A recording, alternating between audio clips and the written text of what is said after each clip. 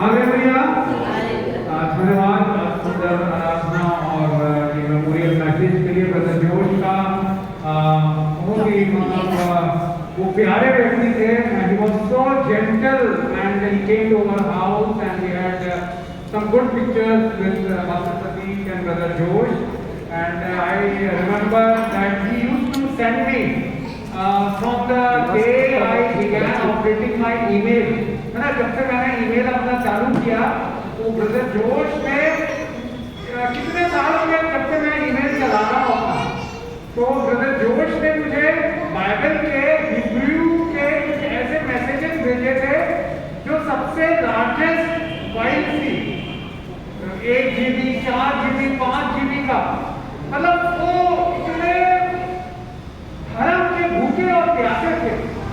प्रभु ने उनको बुला लिया। आइए मेरे प्रियो, हम सब ने जैसे प्रार्थना की, हम सब एक बात से निराश हो जाते हैं, दुखी हो जाते हैं कि हम कई बातों के लिए प्रार्थना करते हैं।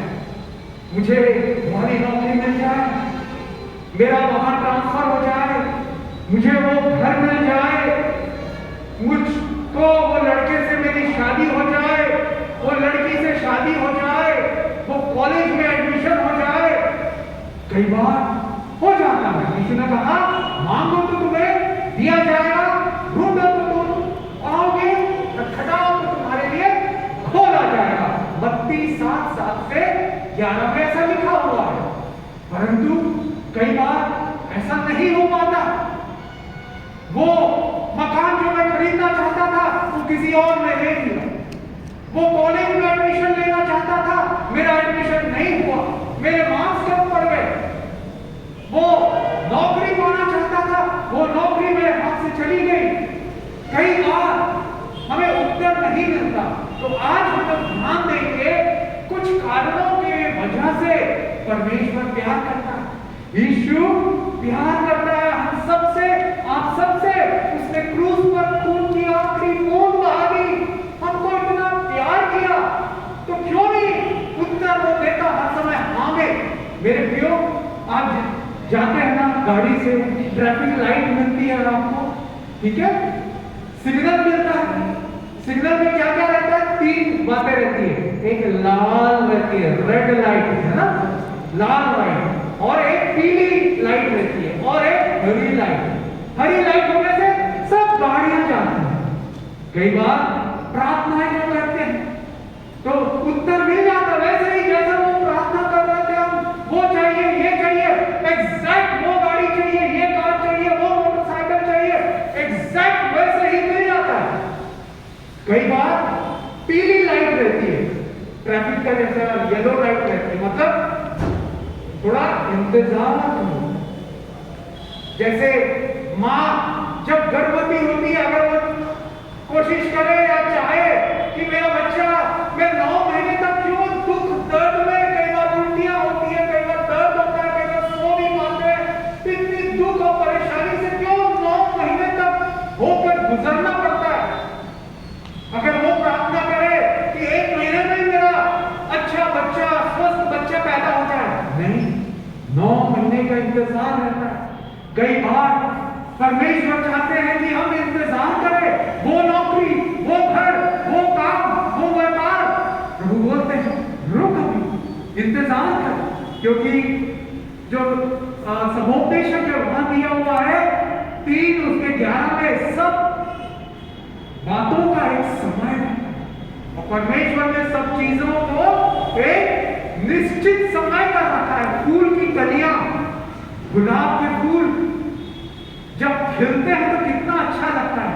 हम चाहे अरे एक दिन में पौधा लगाए हैं और दूसरे दिन खिलने लगे, या कली में भी आपने देखा होगा मेरे प्रियो, जब सुकड़ी हुई कलियां रहती हैं और उसको फूलने के लिए 3, 4, 5 दिन लग जाते हैं।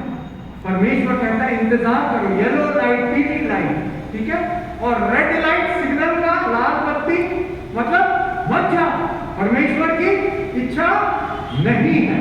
तो पहला कारण क्यों हमारी प्रार्थनाओं को परमेश्वर कई बार नहीं मैं उत्तर देता मेरे प्रियो, हमारे अनुसार, हमारे मांगने के अनुसार क्यों नहीं करता। एक सुंदर बात को देखेंगे, यशायाह की किताब 55 अध्याय और उसका 8वां और 9वां वचन। यशायाह 55 अध्याय उसका 8वां और 9वां वचन, जल्दी से पढ़ लें। यहोवा कहता है, मेरे विचार और तुम्हारे विचार एक समान नहीं है जी, न तुम्हारी गति और मेरी गति एक सी है, क्योंकि मेरी और तुम्हारी गति में और मेरे और तुम्हारे सोच विचारों में आकाश और पृथ्वी का अंतर है। आमीन। देखिए, हमारे विचार और परमेश्वर के विचार में क्या है? अंतर है। जमीन, ये धरती है और आसमान कितना ऊंचा है, उतनी अंतर है। और हमारी जो मार्ग है, हमारा सोच है, हमारे विचार बिल्कुल अलग है। मेरे प्रियो, क्यों अलग है? क्योंकि परमेश्वर का वचन कहता है यशायाह 46:10 में, यशायाह 46:46 उसका 10वां वचन, क्यों हमारे की बात आदि से और प्राचीन काल से उस बात को बताता आया हूँ जो अब तक नहीं हुई। मैं कहता हूँ मेरी युक्ति स्थिर रहेगी और मैं अपनी इच्छा को पूरी करूंगा। हाँ, यहाँ देखा हमने, परमेश्वर जो है अंत की बातों को आरंभ से जानता है। क्या होगा 5 साल बाद, क्या होगा 1 साल बाद? मेरे पास मेरे प्रियो फोन आते हैं और कई गंभीर विषय में कई जवानों का फोन आता है, हरियाणा से, झारखंड से, रुपए है पासे साहब, मैं वो लड़की से ही शादी करना चाहूंगा। कई बहनों का फोन आता है, वो लड़के से मैं शादी करना चाहूंगा और मेरे को कैसे भी करके आप प्रार्थना कीजिए वही से शादी हो। मैं उनको समझाता हूं परमेश्वर की मर्जी को छोड़ दो। परमेश्वर जानता है कि बेस्ट आपके लिए सर्वोत्तम कौन सा है। क्योंकि मैंने देखा है, कई लोगों से अनुभव सुने हैं, अरे एक नर्स थी, वो एक लड़का उसको पसंद था, वो चाहती थी वो लड़के से शादी करे। उसने अपने पासवान से कहा, पास्टर जी मेरे वो लड़के से शादी करा दीजिए। पास्टर ने कहा ठीक है मैं पूछताछ करूंगा कैसा वो लड़का। पूछताछ किया, कोई इनको बताया नहीं कि अच्छा लड़का है करके। नर्स आई फिर से उसके पास, जवान बहन, पास्टर जी मेरा जल्दी कराएगा। पास्टर जी ने कहा मुझे किसी ने अच्छा है करके नहीं बताया, उसके बारे में कोई अच्छी बातें मैंने नहीं सुनी है लोगों से। नहीं मुझे वो लड़का अच्छा लगता है। क्यों? पास्टर जी ने पूछा, मेरे पास उसका ड्रेस देखो, क्या जीन्स पैंट पहनता है, क्या घुंघराले बाल है उसके, उसी से मेरे को शादी करना। उसका स्टाइल, उसका ड्रेस, उसका बातचीत मुझे अच्छा लगता है। पास्टर जी के पास हर हफ्ते आने लगी, हर दिन आने लगी। पास्टर जी परेशान हो गए, अरे तू जिद कर रही है, ले तेरी शादी में करा देता हूं। चुप कर दी। और शादी कराने के बाद दूसरे तीसरे दिन रात के 12 बजे पास्टर जी सो रहे हैं घर में, खटखटाने की आवाज आने लगी। क्यों? वो चिल्ला रही है, पास्टर जी बचाइए मेरे को, जिससे मैंने शादी की, आपने मेरी शादी कराई, वो मेरा पति शराब पीता है और मुझे रोज मारता है शादी के दूसरे दिन से। परमेश्वर के विचार और हमारे विचार जमीन आसमान के अंतर है। इसलिए अपने चॉइस को, अपने चुनाव को यीशु के हाथ में सौंप दे। लूका 22वां अध्याय 42 वचन, लूका 22वां अध्याय 42 वचन में यीशु ने गतसमनी के बाद में प्रार्थना की, परमेश्वर 42 और उसका 22वां का 42 वचन, लूका 42 22 और उसका 42 22। यदि तू चाहे तो इस कटोरे को मेरे पास से हटा ले, तो कि मेरी नहीं परंतु तेरी ही इच्छा पूरी हो। हालेलुया। परमेश्वर भी बेस्ट चाहता है। इसलिए सबसे अच्छी बात, आप जब भी निर्णय करें, जब भी आपके पास चॉइस रहे चुनाव के लिए, तो कहते हैं बाइबल के जो विशेषज्ञ लोग हैं कि leave your choices with God's hand and he will give you the best. अपने चुनाव, अपना निर्णय अपने जीवन के लिए, कौन सा कैरियर लो, क्या करूं, कौन सा घर खरीदूं, कौन सी जमीन खरीदूं, क्या व्यापार करूं, कहां अपने बच्चों का एडमिशन कराऊं, कौन से कॉलेज में, कौन से कोर्स में, परमेश्वर के हाथ में सौंप। परमेश्वर हमारी इच्छा नहीं परंतु आपकी इच्छा पूरी हो, क्योंकि परमेश्वर हम सबकी भलाई जानता है, हमारा भविष्य जानता है। हमारा भविष्य किसके हाथ में है? यीशु मसीह के हाथ। मेरे प्रियो, इसलिए कई बार आप निराश ना हो कि परमेश्वर ने मेरी प्रार्थना नहीं सुनी। परमेश्वर जानता है। मेरे जीवन में भी मैं अपने व्यक्तिगत अनुभव में बता सकता हूँ मेरे प्रियो, जब मैंने इंजीनियरिंग और उसके बाद MBA किया, मैं एरिया मैनेजर था सेंट्रल इंडिया रीजन का।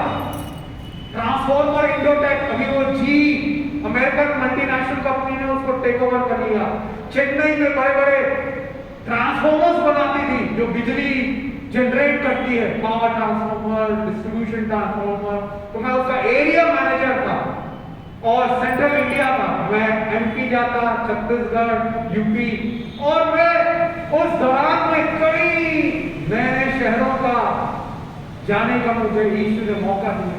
मैं छत्तीसगढ़ ज्यादा घूमा नहीं था, मुझे Raipur, Raigarh, century cement, NTPC, Korba, Bhopal, Indore, BHEL, Jhansi, Bilaspur और भिलाई का कई एरिया जहां मैं कभी गया नहीं, वहां। और उसके बाद मुझे एक और नौकरी का ऑफर आया है बिहार के लिए, पूरे बिहार वेस्ट बंगाल के रीजन के लिए। मेरे दिल की इच्छा थी, प्रभु मुझे बिहार वेस्ट बंगाल ले जा, ताकि मैं वहां जाके सुसमाचार प्रचार करूं। क्योंकि जब भी मैं कोई शहर में जाता, ये इंडोटेक ट्रांसफॉर्मर कंपनी के लिए काम से, ऑफिशियल काम से, संडे के दिन मैं उस शहर में रहता, वहां होटल में स्टे करता और वहां के चर्च जाता और चर्च में जाके अपनी गवाही देता, प्रचार, और लोगों को बड़ा उत्साह मिलता, आनंद मिलता। अरे ब्रदर, आपकी गवाही, आपका संदेश सुना, इतना दिल को छू गया, हमारा दिल आनंदित हो गया। मैं चाहता था मैं बिहार वेस्ट बंगाल के नए नए नगरों में जाऊं और वहां काम के साथ साथ प्रचार भी करूं, अपनी नौकरी के साथ साथ प्रचार भी करूं।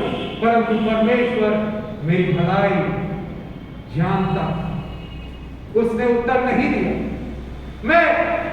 मेरे पास कई फॉर्म आ गए वो कंपनी के, मैं भर के फीडबैक देने लगा और कुछ महीने बाद मुझे एक और ऑफर आ गया गुजरात से।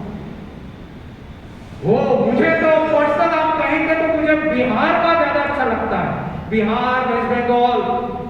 मैं सोच रहा गुजरात में क्या करूंगा, परंतु मैंने यीशु के ऊपर अपनी इच्छा छोड़ और यीशु ने गुजरात के लिए मेरा द्वार को खोल दिया। वहां मेरा सिलेक्शन हो गया और वहां पर जो हमारे कंपनी का मालिक था, इंग्लैंड में रहता था, उसने डेवलपमेंट सेंटर यहाँ इन्फोसिटी गांधीनगर में चालू किया।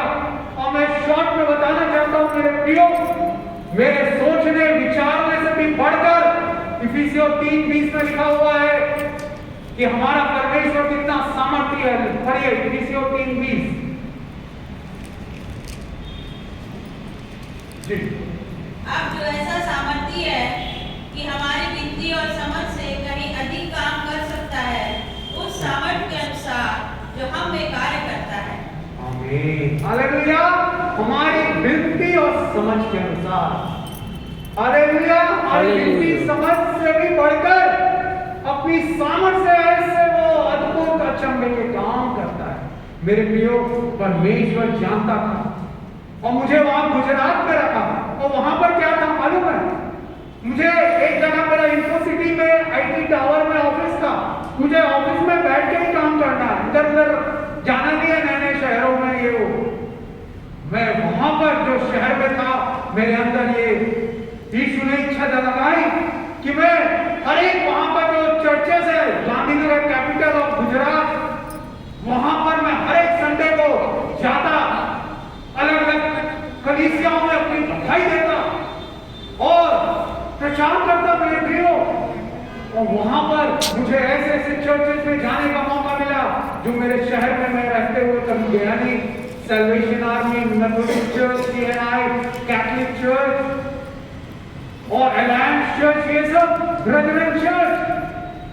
और परमेश्वर ने ऐसी मुझे आशीष दी कि मैं वहां पर एक चर्च में जाने लगा। वहां पर आईएएस ऑफिसर्स ने वो चर्च डेवलप किया था, उसको फाउंड किया था।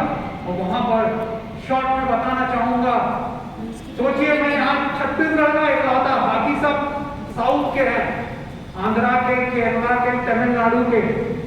मैं यहाँ माइनॉरिटी, मेरे पास गाड़ी भी नहीं थी, उनके पास, सबके पास आईएएस ऑफिसर है, सबके पास बड़ी बड़ी गाड़ी है। परंतु परमेश्वर आशीष और उसकी योजना, उसकी इच्छा के अनुसार अगर हम सौंप देते हैं तो बड़े बड़े अद्भुत काम करता है। Hallelujah, hallelujah. अय्यूब 5:9 में लिखा हुआ है, अय्यूब 9 उसके 10 में लिखा हुआ है, वो इतने बड़े बड़े अचंभे के काम करता है जिसको गिना नहीं जा सकता। उसने ऐसा किया, मुझे ऐसा मौका दिया कि मैं यहाँ के हमारी प्रिय पास्टर अनूप फिलिप को बुला सका वहां पर। और सोचिए आप, वो आशीष का एक सोता रहा। पहली बार पास्टर अनूप फिलिप ने कभी एरोप्लेन में यात्रा नहीं की थी। गुजरात आने से पहली बार उनको मौका मिला और एरोप्लेन में सफर करने का। और एक बार मिले पास्टर अनूप फिलिप, उन्होंने बताया, अरे बेटा तूने कहा मेरे को उधर बुलाया, इतनी आशीष है मुझे, हर साल मेरे परिवार के साथ वो बुलाते हैं मुझे। वो बताया जो आईएएस ऑफिसर थे वहां के, गुजरात के चीफ सेक्रेटरी के रूप में रिटायर्ड हुए। रिटायरमेंट के बाद चाइना में मोदी जी ने, हमारे प्रधानमंत्री ने उनको पोस्टिंग दी। वो कहने लगे पास्टर अनूप फिलिप, उन्होंने मुझे घड़ी दिया, और घड़ी जानते हैं उसकी कीमत 1 लाख की घड़ी। पास्टर अनूप मुझे बता रहे हैं, अनूप फिलिप बेटा वो द्वार जो तेरे द्वारा परमेश्वर ने, यीशु ने खुलवाया, देख मुझे कई आशीषें मिली, अनगिनत आशीषें। पहली बार मैं प्लेन से गया और एक घड़ी देख ले, 1 लाख की घड़ी, सोचिए। और साथ ही साथ मुझे आशीष के सोते के रूप में वहां उपयोग किया। जितने भी चर्च थे वहां के लोगों से परिचय हो गया। और मेरे टावर में एक सॉफ्टवेयर डेवलपमेंट कंपनी खुली और वहां का जो डायरेक्टर था इंडिया का, वो एक अमेरिकन था, उसको मैंने चर्च में इनवाइट किया। मेरा अच्छा फ्रेंडशिप हो गई उससे। और जो भी वो कंपनी में नौकरी करना चाहता था, अच्छी सैलरी मिलती थी, 15-20 हजार, फ्री में खाना, फ्री में ट्रांसपोर्ट और ट्रेनिंग भी देते थे। इंग्लिश नहीं आती आपको, इंग्लिश सिखाएंगे, कैसे एसेंट बोलना है, कैसे अमेरिकन से बात करनी है, सब सिखाएंगे। लोग मेरे पास आने लगे, अरे ब्रदर मेरे लड़के को नौकरी लगा दीजिए। मैं बोलता भाई मेरे घर में आके मुझे परेशान मत किया करो, मैं ज्यादातर प्रार्थना बाइबल पढ़ता हूँ, आप चर्च आओ, वहां पर लगता है इधर आओ। और वहां आते और वो रिज्यूम देते और वो मैं सबमिट करता और वहां नौकरी मिलती। मेरे प्रियो, ये बताने का उद्देश्य है, ये कमाई मेरा इसलिए दे रहा हूं, आपके जीवन में भी कई बातें हुई होंगी, आप इंतजार कीजिए, दुख होगा, दर्द होगा। मेरे पास यहाँ घर में मेरे मम्मी पापा के पास कार थी, मेरे पास बाइक थी, स्कूटर थी, परंतु वहां पर एक साल तक मेरे पास कुछ नहीं था। बस से जाता था, जो लोकल ट्रांसपोर्ट है। दुख और दर्द सहना पड़ता है मेरे प्रिय। जब आप दुख और दर्द सहेंगे, without cross there is no crown, बिना कांटों के ताज के मुकुट नहीं मिलेगा मेरे प्रिय। इसलिए परमेश्वर कई बार उत्तर नहीं देता हमारी इच्छा अनुसार। सिस्टर नंदी अपने जीवन के भविष्य को यीशु के हाथ में सौंप, यही प्रार्थना करें। यीशु तेरी इच्छा हो। आइए हम सब बोले अपने जीवन में अपना हाथ रख के आंखें बंद करें। यीशु यीशु मेरी इच्छा नहीं, मेरी इच्छा नहीं परंतु तेरी इच्छा मेरे जीवन में मेरे भविष्य में मेरे भविष्य में पूरी हो। आमीन। आमीन। दूसरा कारण नीति वचन 28 और उसका 9वां वचन। नीति वचन 28 और उसका 9वां वचन। क्यों हमारी प्रार्थना का उत्तर नहीं पाते हम? जो अपना कान व्यवस्था सुनने से मोड़ लेता है जी, उसकी प्रार्थना घृणित ठहरती है। आमीन। व्यवस्था सुनने से मोड़ लेता है, बाइबल के वचन नहीं सुनना। बोर लग रहा है, चर्च में आए हैं परंतु ध्यान कहीं और है, मोबाइल देख रहे हैं, कुछ बातें कर रहा है, किसी की बुराई कर रहा है, किसी का खोज बता रहा है, खबर बता रहा है। नहीं मेरे प्रियो, चर्च कोई बातें खानाफूसी बुराई करने का या रेडियो स्टेशन नहीं है कि एक हफ्ते में आए आप 2 घंटे के लिए और वचन चल रहा है, गाना गा रहे हैं, तो कुछ इंफॉर्मेशन ऑल इंडिया रेडियो बन गए, इधर का बता रहे हैं आपने सुना ऐसा हुआ, फुस करके किसी की बुराई कर रहे हैं। नहीं मेरे प्रियो, कैथलिक चर्च में आप जाएंगे मेरे प्रियो, मैं कई बार गया हूँ, वहां पर बड़ी अच्छी चीजें लिखी रहती है एंट्रेंस में, साइलेंस प्लीज। और वहां के जो फादर लोग हैं वो बोलते हैं डू नॉट टॉक। एक पिन भी, एक कीरिंग भी अगर जमीन में गिर जाए, पिन ड्रॉप साइलेंस रहता है। बहुत लोग आते हैं और वहां लिखा रहता है नो टॉकिंग, साइलेंस प्लीज। परमेश्वर की उपस्थिति में हबक्कू में लिखा हुआ है सब पृथ्वी क्या हो जाए, शांत हो जाए। तो जब हम आते हैं कलीसिया में, क्या आपका ध्यान कहीं और है? इधर बाहर में कौन किसको बुला रहा है, किसको ये बुराई हो रही है, कौन रेडियो के जैसा इंफॉर्मेशन सेंटर बन गया क्या? नहीं मेरे प्रियो, जो व्यक्ति अपना व्यवस्था सुनने से फेर लेता है, ये अनमोल वचन है आज जो सुन रहे हैं आप, आपके जीवनों के लिए आशीष का सोता उससे बहेगा मेरे प्रियो। इसलिए वचन जब भी कोई भी देता है प्रभु का दास, उसको सुनिए ध्यान से, आपकी आशीष उसमें है। Hallelujah hallelujah. एक और वचन पढ़ेंगे, नीति वचन 15 उसका 8वां वचन।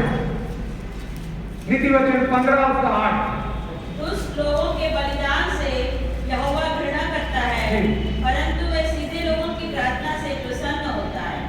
दुष्टों के बलिदान से यहोवा घृणा करता है, सीधे लोगों की प्रार्थना। क्या आप सीधे? कोई बोले अरे अभी न्यूज में आ रहा है वो चिटफंड कंपनीज, अभी 10 साल पहले 5 साल पहले हमारे मसीही लोग भी, कई लोगों का पैसा लाखों का डूब गया। कई लोग पूछते अरे कहां जा रहे हो? वो चिटफंड कंपनी में 300 रुपए 500 रुपए जमा करने में आज क्या हो रहा है, सब डूब गया। एक जन ने मेरे पास भी ऑफर ले आया, अरे मम्मी पापा का आपका रिटायरमेंट हुआ है, एक ब्रदर है बाहर के फॉरेन के, वो चालू किए हैं कंपनी, क्रिश्चियन लोगों की मदद करते हैं, कितना % इंटरेस्ट दे रहे हैं, उनका पैसा आप इन्वेस्ट करा दो उसमें। मैं बोला भाई बाइबल में लिखा हुआ पहला तिमोथी 10वां वचन, रुपयों का लोभ सब बुराइयों की जड़ है। रुपए बुराई नहीं है मेरे प्रिय, पैसे बुराई नहीं है, परंतु उसका लालच 14% मिल जाए, 12%, 10% मिल जाए, डबल हो जाए। आप में से भी कई लोगों ने खोया होगा पैसों। हालेलुया। मगर मैं बच गया, नहीं बोलना आना चाहिए मेरे प्रिय। कई लोग आपके समाज के लोग भी आपको, परिवार वाले रिश्तेदार आपको ऐसा करेंगे, लालच में डालने की कोशिश करेंगे। से नो नहीं, बाइबल का क्या वचन है उसका। और आज हमारा पैसा वो डूबा नहीं, वो बोलते हैं जो क्रिश्चियन संस्था भी वो डुबा के लोगों को पैसा लूट के चली गई, वो पता ही नहीं अभी नहीं मिली। और एक और वचन पढ़ेंगे, नीति वचन 15 उसी का और उसका 29 वचन। नीति वचन 15 तो 29। यहोवा दुष्टों से दूर रहता है, जी, परंतु धर्मियों की प्रार्थना सुनता है। दुष्टों से क्या करता है? दूर रहता है। क्या हम दुष्ट हो गए हैं? जैसे पास्टर साहब ने पढ़ा भजन संहिता 1, दुष्ट और धर्मी के बारे में, दुष्टों की युक्ति पर नहीं चलता। जो मतलब लिखा हुआ नीति वचन 13-20 में, बुद्धिमान की संगति कर तो तू बुद्धिमान हो जाएगा, दुष्टों की संगति कर तो तू दुष्ट हो जाएगा। आपने शराबियों, मेरे पास फोन कॉल आते हैं कई शराबी बहनों का, मेरा पति शराब छूट गई थी, फिर से उसका दोस्त उसको बुलाने लगा और वो उसके साथ गया, एक बार गया, फिर से उस दलदल में डूब गया, फिर से वो पीने लगा। मेरे प्रियो, क्या आपके परिवार में ऐसे पति हैं, ऐसा भाई, ऐसा पिता है? उनको रोकिए, ऐसे स्थानों में ना जाए, क्योंकि बाइबल स्पष्ट कहती है दुष्टों से क्या करता है यहोवा? घृणा करता है। दुष्ट की संगति भी नहीं करना है, दुष्टों के मार्ग में नहीं चलना है, पापियों के मार्ग में खड़ा नहीं रहना है ना? तो हम अपने आप को संभल के, इस समाज में हम देखते हैं बच्चों का भी संगति, आपके बच्चे किनके साथ फ्रेंडशिप कर रहे हैं?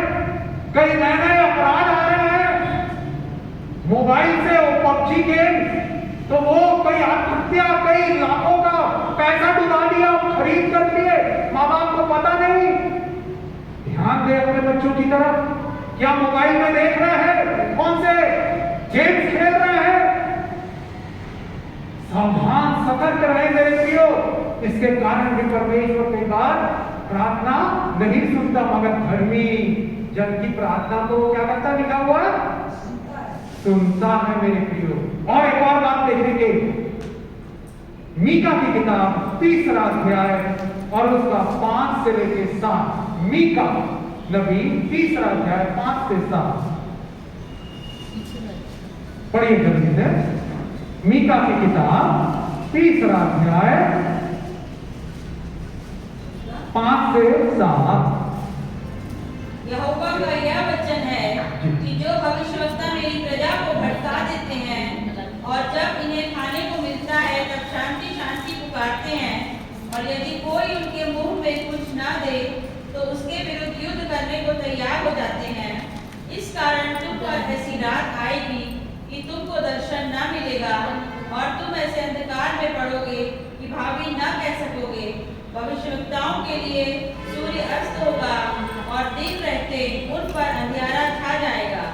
दर्शी लज्जित होंगे और भावी कहने वालों के मुंह काले होंगे, और वे सब के सब अपने ओठों को इसलिए ढांपेंगे कि परमेश्वर की ओर से उत्तर नहीं मिलता। स्पष्ट लिखा हुआ मेरे प्रियो, जो हमारे संसार में आज के युग में हो रहे हैं, भविष्यवक्ता लोग क्या कर रहे हैं? प्रजा को भटका दे रहे हैं। अगर हम उन्हें खाने को दे, पैसे देते रहे, खाने को देते रहे तो शांति शांति कहेंगे, और कुछ ना दे तो युद्ध करने को तैयार हो जाते हैं। और उसी अध्याय का, मीका 3रा अध्याय का 11वां वचन, बड़ा खूबसूरत वचन है। क्या लिखा हुआ? 11वां वचन मीका 3। उसके प्रधान घूस ले लेकर विचार करते जी।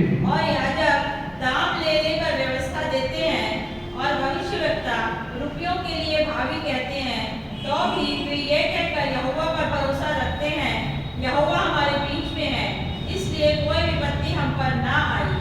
स्पष्ट दिया हुआ है कि प्रधान घूस ले लेकर विचार करते, याजक दाम ले लेकर व्यवस्था देते हैं, और भविष्यवक्ता रुपये के लिए भावी कहते हैं। मेरे प्रियो, यहाँ याजक भविष्यवक्ताओं के लिए लिखा हुआ है। और हमने सुना, मैंने देखा मेरे प्रियो, जुलाई 2020 में एक पासवान, सीनियर पासवान ने घर में आके बताया, वो अफ्रीका के एक भविष्यवक्ता ने भविष्यवाणी की है कि कोरोना बस 25 दिन बाद चला जाएगा, अगस्त तक चला जाएगा पूरा दुनिया से।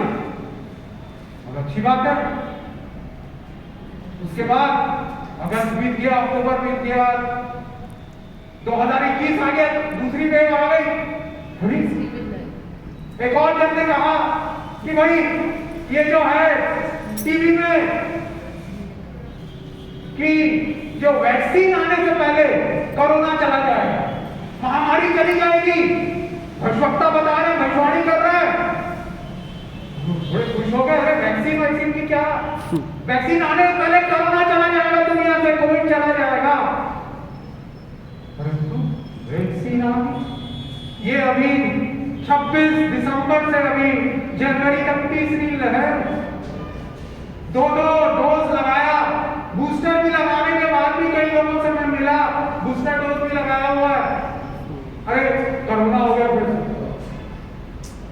भविष्यवक्ता क्यों? हमारे शहर में जब मैं नहीं था, मुझे बताया गया कि यहां पर भी रुपये ले लेके भविष्यवाणी करता हूं। मैं भी सुनता हूं मैसेज में, कई लोग बोलते हैं, ओ प्रॉफिट जी वीडियो कॉल करके आपके लिए प्रार्थना करेंगे, इतने पैसे भरना है, इतना पैसे भेजना है। नहीं मेरे प्रियो, मत्ती 10:8 में क्या लिखा हुआ है? यीशु ने स्पष्ट बोला है, मत्ती 10 उसका 8वां वचन, जल्दी से पढ़ें। बीमारों को चंगा करो, हाँ, मरे हुओं को जिलाओ, जी, घोड़ियों को शुद्ध करो, दुष्ट आत्माओं को निकालो। तुमने सेठ में पाया है, सेठ में दो। सेठ में पाया है। मेरे प्यारे भाई, मेरे प्यारी बहन, हाँ कंफ्यूज ना हो, पैसे खराब बर्बाद ना करे, अपना समय वेस्ट ना करे। सेठ में पाया है, सेठ में मतलब मुफ्त में पाया, इंग्लिश में दिया हुआ है freely you have received, freely give. अरे मुफ्त में मिला है, मुफ्त में दो।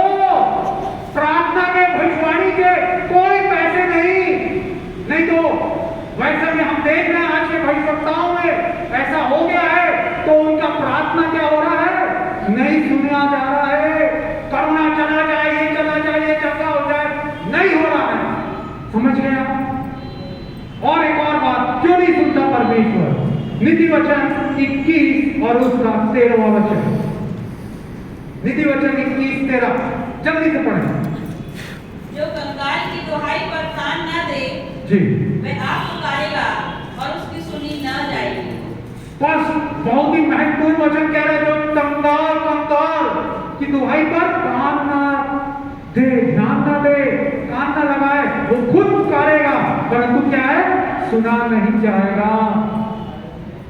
बाइबल में लिखा हुआ है, हम पढ़ेंगे नहीं, उत्पत्ति 4:7 में लिखा हुआ है, याकूब 4:17 में लिखा हुआ है, यदि तेरे पास शक्ति है भलाई करने की और तू नहीं करता तो ये तेरे लिए पाप है। मैं आपको एक सच्ची घटना बताना चाहूंगा, जो एक शहर में, उत्तर भारत देश, हमारे देश के एक शहर में हुआ। एक डॉक्टर था मसीही, वो शहर से दूर एक कस्बे में रहता था, एक छोटे से शहर में, और वहां पर कुछ 100-150 परिवार रहते थे। एक बार वो डॉक्टर रात को 11 बजे घर में पड़ोसी ने खटखटाया, बाहर पड़ोसी खटखटा रहे हैं और वो सो रहा है। पड़ोसी क्यों खटखटाए? कुछ नहीं, अरे नहीं, उसकी बच्चे ने जगाया, एक लौता लड़का था, पापा पड़ोसी खटखटा रहे हैं। बोला नहीं, 11 बजे हम सो गए, दरवाजा नहीं खोलना, कल सुबह देखेंगे। दूसरे दिन खटखटाते रहे 15-20 मिनट तक, कुछ बोला नहीं। पड़ोसी लोग हार मान के फिर वापस चले गए। कब तक चिल्लाते रहेंगे, खटखटाते रहेंगे।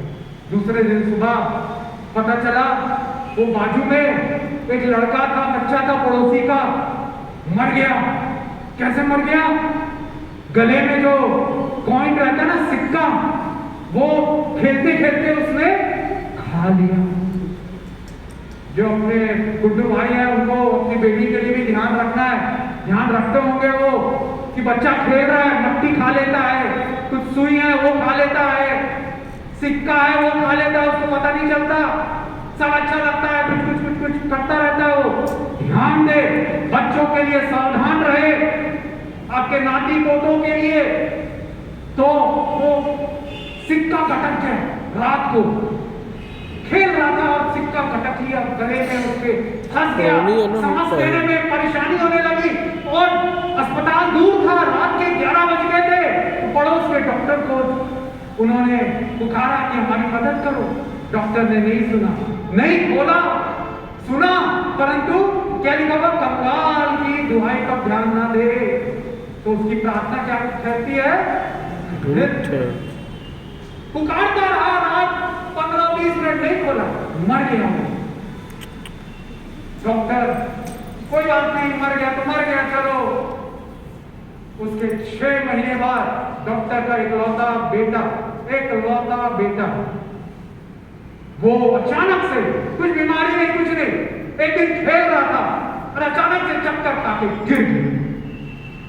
मेरे क्या हम ऐसा करते हैं? कोई कंगाल दुहाई दे रहा है, कंगाल, आत्मा में कंगाल और शारीरिक रूप से कंगाल। अभी कोरोना काल के 2 साल से मेरा इंटरव्यू आया था शुभ संदेश चैनल में, तो मेरे पास पूरे कई दुनिया से, कई भारत के अलग अलग प्रदेशों से कॉल आते हैं। तो मेरे पास कोरोना के समय कई दर्द भरे फोन कॉल आए। झारखंड से बोल रहा हूँ ब्रदर, ओडिशा से बोल रहा हूँ, महाराष्ट्र से बोल रही हूँ, मुझे इलाज के लिए मेरी नौकरी चली गई, इतना अस्पताल में इलाज कराया, इतना लाखों का कर्ज हो गया, मेरी मदद करे। मेरे प्रियो, मैंने जो भी प्रार्थनाएं थी वो, मगर बाइबल में लिखा हुआ है, अगर हम देखते हैं अपने भाई को कि वो भूखा है तो उसको हमको पहले क्या करना है, खिलाना है। कपड़े नहीं है, ठंड है तो उसको स्वेटर शॉल उड़ाना है। पहला यूहन्ना 3 अध्याय के 17 वचन से आगे देख सकते हैं, और भी कई जगह लिखा हुआ, समय नहीं है, जाके पढ़ लीजिएगा। और कर्म बिना विश्वास अधूरा है, याकूब 2:26 में दिया हुआ। मैंने कहा देखिए मेरे पास तो कुछ ही ज्यादा, मैं कोई बड़ा वो व्यक्ति तो नहीं हूं, परंतु मैं जानता हूं कौन से शहर से बोल रहे हैं आप, उड़ीसा के, महाराष्ट्र से, झारखंड, बिहार के, मध्य प्रदेश के, कौन से शहर से? अच्छा, वो शहर से, वो वाली सेवकाई का, वो वाले मसीही सेवकाई, उनका ऑफिस है वहां पर, उनका वो संस्था का वो है, वहां पर जाके आप मिलिए। फोन नंबर मैं देता हूं, वेबसाइट से मैंने दिया। बोले ब्रदर हम गए वहां पर, तो वो बोले पैसे वैसे हम नहीं देते। इतना दुख लगा। वो मसीही संस्थाएं हम समय पैसे लेती रहती है, परंतु देने को नहीं। बड़े बड़े, मैं नाम नहीं लेना चाहूंगा, बाइबल कहती है किसी को बदनाम ना करो, नाम नहीं लेना चाहूंगा, मगर बड़ी बड़ी संस्थाएं, सेवकाइयां वो शहर में मौजूद थी, उनके ऑफिस, उनके कर्मचारी बड़े पैसे वाले हैं, धनाढ्य हैं, हम सब उनके सामने बहुत छोटे हैं, कोई मदद नहीं। उनके जो हेड क्वार्टर है साउथ में, वहां से भी फोन आने लगे, अरे ब्रदर हमको चाहिए मदद। मैं बोला अरे आप तो वो शहर में रहते हो, उसका हेडक्वार्टर है, वहां जाइए ना। बोले हम गए, 10 बार गए, मगर कुछ मिलता ही नहीं है। नहीं मेरे प्रियो, बाइबल में क्या लिखा हुआ, प्रेरितों के काम 20वां अध्याय 35वें वचन में दिया हुआ है, लेने से देना धन्य है।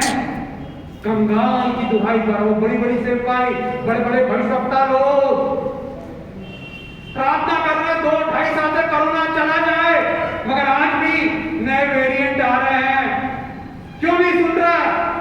कंगाल की दुहाई। क्या आपके सामने भी ऐसा मौका मिलता? हो सकता है आपके पास ज्यादा पैसे ना हो, परंतु जो भी आप कर सकते हैं कीजिए, सहायता कंगाल की दुहाई पर ध्यान दे। समय हो गया है, और भी 2 बातें थी, वो कभी और मैं बताऊंगा। आइए हम सब खड़े हो जाएं, आंखें बंद कीजिए, प्रार्थना करेंगे। क्या आज आपकी प्रार्थना का उत्तर नहीं मिल रहा? क्या आप हताश और निराश हैं कि यीशु मेरी प्रार्थना का उत्तर नहीं मिल रहा है? तो आज प्रभु यीशु ने आपसे बातें की, क्यों नहीं मिल रहा? उसके विचार आपके विचार से बहुत ऊंचे हैं। वो आपकी भलाई जानता है, वो आपका भविष्य जानता है। वो कहता है मेरे बेटे, मेरी बेटी, अपने जीवन का भविष्य, अपने जीवन के चुनाव, निर्णय, डिसीजन मुझ पर छोड़ दे। मैं दी बेस्ट दूंगा, मैं दी बेस्ट दूंगा। I will give you the best my daughter, my son. मैं तुझको सबसे सर्वोत्तम दूंगा, सुंदर दूंगा, आमीन। सर्वश्रेष्ठ दूंगा। Yes. अपनी समझ का सहारा ना ले, अपनी समझ का सहारा ना ले। मनुष्य धोखा देंगे, मुझ पर भरोसा। Yes. तू धन्य होगा, तू धन्य होगी मेरी बेटी, तू अकेली नहीं है। हालेलुया। वो रेड लाइट, वो पीली लाइट ट्रैफिक सिग्नल का, वो हरी लाइट, तो कई बार पीला सिग्नल रुकने के लिए कह रहा है, इंतजार कर, अभी सही समय नहीं है, अभी कर्ज लेके मकान मत खरीद, मकान मत बना, अभी रुक जा कुछ साल, अभी रुक जा। क्या उसकी वाणी को आप सुन के मानेंगे? आपको आशीष। प्यारे यीशु, धन्यवाद आपने अपने बच्चों के बात। मैं प्रार्थना करता ये वचन उनके दिलों में, उनके जीवन में गहरी जड़ पकड़े, आमीन, आमीन, फल आमीन। लाए और वे आशीषित हो जाएंगे। आमीन, आमीन। उनके बंधन टूट जाएंगे, आमीन। उनकी प्रार्थना सुनी जाएगी। आमीन, हालेलुया। और आपकी इच्छा उनके जीवन में पूरी होगी। आमीन, जो भी आमीन। भाई बहन बीमार है, दर्द से परेशान है पिता, और गठिया मिर्गी यीशु के नाम से दूर हो। आमीन, आमीन। ओ पैसों की तंगी दूर हो, आमीन। नई नौकरियां मिले, नया व्यापार मिले। आमीन। ओ जो भी किराए के घर में रह रहे हैं, उनका खुद का घर हो जाए। आमीन, आप आमीन। बनाइए। आमीन। You are the builder, Yes. master builder. You are the architect. Yes Lord, आप उनके भवन का निर्माण कीजिए। Yes. उनको जितनी भी आर्थिक पैसों की जरूरत है एडमिशन के लिए, और चुनाव के लिए पिता, सब दिलाइए। यस प्रभु। यीशु के सामर्थ्य नाम में मांगते हैं। आमीन, आमीन।